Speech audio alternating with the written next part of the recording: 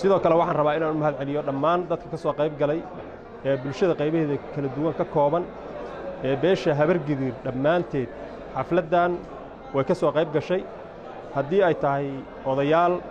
iyo siyaasiyiin ganacsato saraakiil gabdho dhalinyaro waxaan dhihi karaa xafladan xaflad la mid ah maamul goboleedyada dalka ka jira iyo maamulkii kala dambeeyay maamuladii kala dambeeyay labada madaxweyne ee iska dambeeyay galmudug mid la mid ah xafladda noocaana ma dhicin muqdisho kama aysan dhicin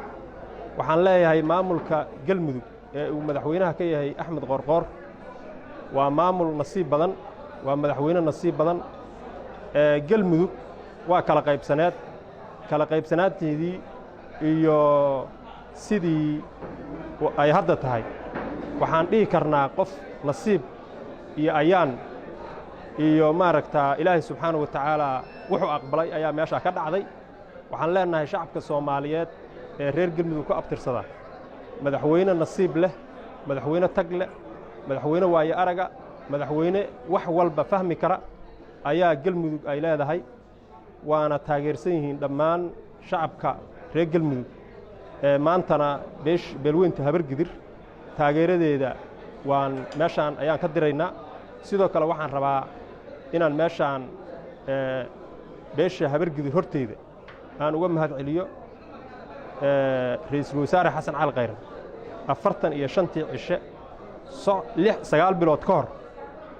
safarkii nabadda ee ballaarnaa ee midnimada galmudug iyo isku keenida galmudug oo meelo kala duwan maaragta kala taala taladeeda isku daygii iyo safarkii aadka u dheeraa ra'iisul wasaare Habargidir iyo ummadda reer galmudug intaba nasiibkaada iyo midnimadii iyo ujeedkii aad lahayd iyo madaxweyne maaragta shacabka iyo bulshada qaybaheeda kala duwan taageero xoog leh ka haysta ayaa meesha ka soo baxay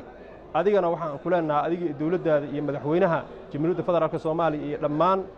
qaybaha kala duwan intaba waxaan rabnaa inaan u sheegno meesha wixii ka soo baxay halku dhigaadii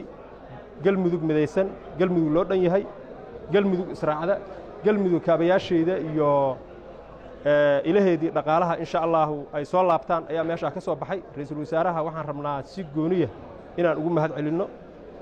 ra'iisul wasaaruhu tag iyo talo iyo tusaale intaba intuu bixiyay Ilaahay waa aqbalay asaguna isku day uu sameeyay Ilaahay subxaanahu wa ta'ala ayaa noo aqbalay ra'iisul wasaaruhu waa mahadsan yahay madaxweynahana ayadoo wali la caleema saarin guulaha iyo horumarka waqtiga dhow oo degdega Ilaahay gaarsiiyay waxaan leenahay madaxweynuhu waa madaxweyne nasiib leh waa madaxweyne tag leh